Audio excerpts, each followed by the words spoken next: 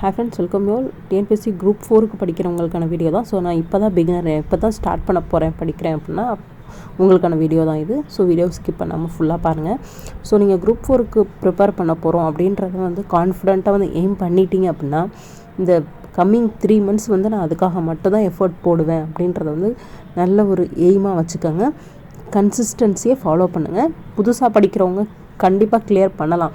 Clear பண்ணாமல் முடியவே clear பண்ணுறக்குரிய சான்சஸ்லாம் நிறைய இருக்குது. நீங்கள் எந்தளவுக்கு எஃபோர்ட் போடுறீங்கன்றதை பொறுத்து தான் இருக்குது. நான் ஏற்கனவே சொல்லியிருக்கேன், ஹார்ட் ஒர்க் பண்ணணும், கூடவே ஸ்மார்ட் ஒர்க்கும் இருக்கணும். ஸோ வந்து என்ன படிக்கணுன்றதே நமக்கு தெரியாமல் வெறும் ஸ்கூல் புக்கு மட்டும் படிங்கன்னு சொல்கிறாங்க. என்ன லெசன்ஸ் படிக்கிறோன்னே தெரியாமல் படிக்கக்கூடாது. ஃபஸ்ட்டு நீங்கள் படிக்க போகிறீங்கன்னு முடிவு பண்ணிட்டீங்கன்னா ஃபஸ்ட்டு விஷயம் சிலபஸை எடுங்க. சிலபஸ் வந்து டவுன்லோட் பண்ணி கையில் வைங்க. என்னென்ன சப்ஜெக்ட்ஸ் இருக்குன்றதை பாருங்கள். அதுக்கடுத்தது வந்து ப்ரீவியஸ் இயர் கொஸ்டின் ஆன்சர்ஸை வந்து எடுத்து பாருங்கள். ஃபஸ்ட்டு சிலபஸை டவுன்லோட் பண்ணுறீங்க, என்னென்ன சப்ஜெக்ட் இருக்குன்றதை பார்க்குறீங்க. ரெண்டாவது ப்ரீவியஸ் இயர் கொஸ்டின் ஆன்சர்ஸ் வந்து பார்க்குறீங்க. சும்மா ரீட் பண்ணுங்கள். அதுக்கு தெரியாமையாக இருக்கும். நமக்கு எதுவுமே புதுசாக படிக்க போகிறவங்களுக்குலாம் ஒன்றுமே தெரியாது. ஸோ ஃபஸ்ட்டு ரீட் பண்ணுங்கள். ஸோ வந்து குரூப் 4 பொறுத்த வரைக்கும் நம்ம மார்க் வந்து அதிகமாக எடுக்கணும். ஸோ 200 கொஸ்டின்ஸ் வந்து கேட்பாங்க. ஒரு கொஸ்டினுக்கு 1.5 மார்க்குன்னு. ஸோ நான் சிலபஸை பற்றி கம்ப்ளீட்டாக ஒரு வீடியோ நெக்ஸ்ட் வந்து கொடுக்குறேன். சிலபஸை ஃபுல்லாகவே என்னென்ன இருக்குது அப்படின்றது, என்னென்ன சப்ஜெக்ட் இருக்குன்றதை கொடுக்குறேன். ஸோ நான் வேர் டு ஸ்டடியை வந்து ஏற்கனவே கொடுத்துருக்கேன். ஸோ அது நான் லிங்க்கில் கொடுக்குறேன். அதாவது வேர் டு ஸ்டடினா புக்கில் வந்து எந்த லெசன்ஸ் மட்டும் நமக்கு படித்தா போதும் அப்படின்றதான் வேர் டு ஸ்டடி. ஸோ ஃபஸ்ட்டு நம்மளுக்கு தேவை சிலபஸ். டிஎன்பிஎஸ்சி வெப்சைட்குள்ளே போங்க, சிலபஸாக டவுன்லோட் பண்ணிக்கோங்க. குரூப் 4க்குரிய அப்டேட்டட் சிலபஸ்ஸு இப்போ லாஸ்ட் டிசம்பர்லேருந்து ரிலீஸ் பண்ணியிருப்பாங்க. ஸோ அது அப்டேட்டட் சிலபஸை ஃபஸ்ட்டு எடுத்து வச்சுக்கோங்க. அந்த சிலபஸை எடுத்துகிட்டு ப்ரீவியஸ் இயர் கொஸ்டின் ஆன்சர்ஸ் வந்து அதே டிஎன்பிஎஸ்சி வெப்சைட்லேயே போய் ப்ரீவியஸ் இயர் கொஸ்டின்ஸ் எடுங்க. இல்லை நிறைய இதில் வந்து குரூப் 4 கொஸ்டின்ஸே வந்து போடுறாங்க யூடியூப் சேனல்ஸ்லேயே. ஸோ ஃபஸ்ட்டு அந்த கொஸ்டின்ஸை ஒவ்வொரு சப்ஜெக்ட்டுக்குமே பாருங்கள். இந்த சப்ஜெக்டில் இப்படி தான் கொஸ்டின் கேட்குறாங்கன்ற ஒரு ஐடியா வரணும். செகண்ட் வந்து அதுதான். தேர்டு வந்து புக்கு. ஸோ ஸ்கூல் புக்ஸை வந்து கம்ப்ளீட்டாக வந்து கலெக்ட் பண்ணுங்கள். ஸ்கூல் புக்ஸ் கிடைக்கல அப்படின்னா அகாடமி புக்ஸ் வந்து நிறைய இருக்குது. ஸ்கூல் புக்கோட SCERT கம்பைலேஷன் மாதிரியே. ஸோ அந்த மாதிரி புக்ஸை வந்து வாங்க முடிஞ்சால் வாங்குங்க. இல்லை உங்களுக்கு ஸ்கூல் புக்ஸை கலெக்ட் பண்ண முடியும் அப்படின்னா 6th to 12th வரைக்கும் இருக்க ஸ்கூல் புக்ஸ், அதாவது எந்தனா 12th வந்து மேக்ஸிமம் குரூப் 4க்கு வந்து கேட்க மாட்டாங்க. பட் ஹிஸ்ட்ரி அந்த மாதிரி புக்கு மட்டும் வாங்கி வச்சுக்கணும். ஹிஸ்ட்ரி, எக்கனாமிக்ஸ் 2 மட்டும் கூட போதும். இது 2 வந்து பாலிட்டி, இது 3 தான் முக்கியம் 11th 12th. மற்றபடி 6th to 10th social science எல்லாமே வாங்கி வச்சுக்கோங்க. ஸோ எந்த இது ஃபஸ்ட்டு சிலபஸை டவுன்லோட் பண்ணி வைக்கிறீங்க. ரெண்டாவது ப்ரீவியஸ் இயர் கொஸ்டின் ஆன்சர்ஸை வந்து ஒரு 2-3 நாள் அதுக்கே நீங்கள் செலவு பண்ணுங்கள். சிலபஸ்ஸு கொஸ்டின் ஆன்சர்ஸை மட்டும் ரீட் பண்ண அப்போ தான் உங்களுக்கு எக்ஸாமன் எப்படி இருக்கும் அப்படின்றத ஒரு ஐடியா வந்து கிடைக்கும். ஸோ அதுதான்.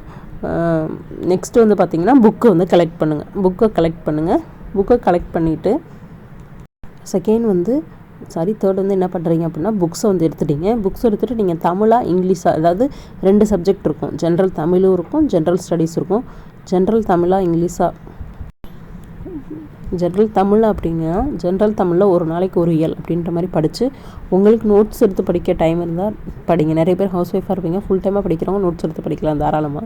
ஸோ ஹவுஸ் ஒய்ஃபாக இருக்கவங்களுக்கு நோட்ஸ் இருக்க முடியாதுன்றவங்க புக்லேயே மார்க் பண்ணிக்கோங்க. ஸோ ஒவ்வொரு இயலாக கன்சிஸ்டன்ஸியாக படிங்க. இன்றைக்கி படித்தோம் நாளைக்கு லீவ் பண்ணோம் அப்படின்றது இருக்கக்கூடாது. ஸோ வந்து கண்டிப்பாக படிக்கணும் டெய்லியும். ஸோ அடுத்து வந்து இதுதான் ஷெட்யூல் பண்ணுங்கள். ஒரு நாளைக்கு நான் இத்தனை மணி நேரம் படிப்பேன் அப்படின்றத வந்து ஷெட்யூல் பண்ணுங்கள். ஒரு நாளைக்கு நான் இந்த டைமுக்கு இது படிப்பேன், இந்த டைமுக்கு இது படிப்பேன். நீங்களே ஒரு எப்போ உங்களுக்கு ஃப்ரீ டைம் கிடைக்குதோ அந்த மாதிரி ஷெட்யூல் பண்ணிக்கோங்க.